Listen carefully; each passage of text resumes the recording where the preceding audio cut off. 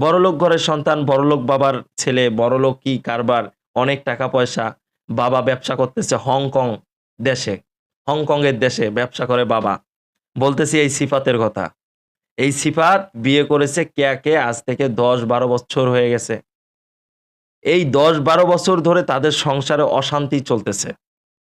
তার স্ত্রী এত কষ্ট করে এই সংসারে টিকে আছে ভাই, কি বলবো? এত সংসারে এত কষ্ট তারা দিয়ে রাখতো। কিন্তু আপনি বাইরে থেকে কোনোভাবেই বুঝবেন না যে আসলে কেয়া অশান্তির মধ্যে আছে। মানে কোনোভাবেই আসলে বোঝার উপায় নেই। কোনোভাবেই বোঝার উপায় নাই কেয়া অশান্তিতে আছে এই সংসারে। কারণ কি? সে বিভিন্ন সময় বিভিন্ন রাষ্ট্রে ঘুরতে যাইত তার স্বামীর সাথে। কিন্তু কেয়া প্রতিনিয়ত নাকি তার বাবা-মাকে ফোন দিত আর বলত যে, "মা, বাবা আমি আর এই সংসার করতে পারতেছি না।" তার মা-বাবা তখন তাকে বুঝায়, "মা কি করবার? বড়লোক ঘরের সন্তান, তার বাবার অনেক টাকা পয়সা, একটু অভিমান তো থাকবেই, একটু অভিমান তো থাকবেই। কি করবা? সন্তানগুলোর মুখের দিকে তাকিয়ে সংসারটা করো।" তাদের মেয়ে ঠিকই তার বাবা-মার কথা শুনে সন্তানের মুখের দিকে তাকিয়ে সংসারটা ঠিকই করে। সংসারটা ঠিকই কন্টিনিউ চালিয়ে নিয়ে যাওয়ার চেষ্টা করে। কিন্তু এই যে স্বামী নামক যে কালপিট আছে, সিফাত বড়লোক বড়লোকের ছেলে, অনেক টাকা পয়সা, তার জীবনটা কেড়ে নিল। কেয়া চুলায় তরকারি বসাইছিল। ঠিক এমন সময় এরকম একটি ঘটনা ঘটে গেছে। রাতের ঠিক ১:৩০ বাজে কেয়ার মাকে সিফাত ফোন দেয়। ফোন দিয়ে বলে যে, "আপনাদের মেয়ে তো আর নাই।"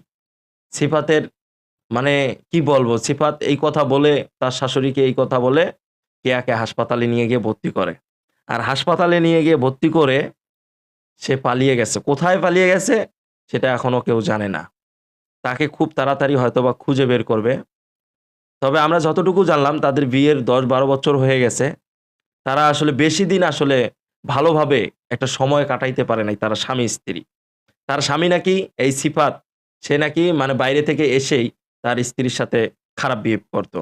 তার স্ত্রীর তো এগুলো ভালো লাগতো না। আর তখনই তার বাবা-মাকে ফোন দিত। ফোন দিয়ে বলত, "আমার সাথে তোমার জামাই এগুলো করে।" তখনই তার মা-বাবা তাদের সন্তানকে, তাদের মেয়েকে বুঝায়, "দেখো মা কি করবা? বড়লোক ঘরের ছেলে, বড়লোকের অনেক টাকা পয়সা। কি করবা? সংসারটা একটু টিকিয়ে নাও। একটু চালিয়ে যাও। একটু কন্টিনিউ করো।" এভাবে কন্টিনিউ করতে আজকে জীবনটা দিয়ে দিল। আর ৪ টা সন্তান ইতিম হয়ে গেল ভাই। মানে একেবারে ইতিম হয়ে গেল। আর কখনো মা ডাকলেও মা আর আসবে না। মা কিন্তু চলে গেছে। কোথায় চলে গেছে? এই মায়ের ২ টা ছোট সন্তান আছে। তারা এখনো জানে না। কিন্তু মা, মা বলে চিল্লাইতেছে।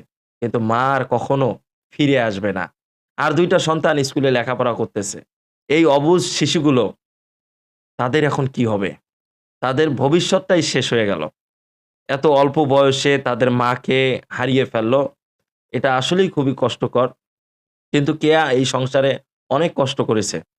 এই ১০-১২ বৎসরে সে অনেক কষ্ট করেছে কিন্তু এত কষ্ট করেও সংসারটা আসলে টিকিয়ে রাখতে পারল না। সে অবশেষে না ফেরার দেশেই চলে গেল। তবে এই ধরনের ঘটনা আর যাতে আমরা না দেখি, এ ধরনের ঘটনা আসলে আমাদের সমাজের চারিদিকে আসলে ছড়িয়ে ছিটিয়ে আছে।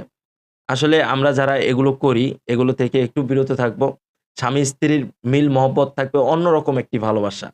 সে ভালোবাসায় কখনো কোনো ঝামেলা থাকবে না।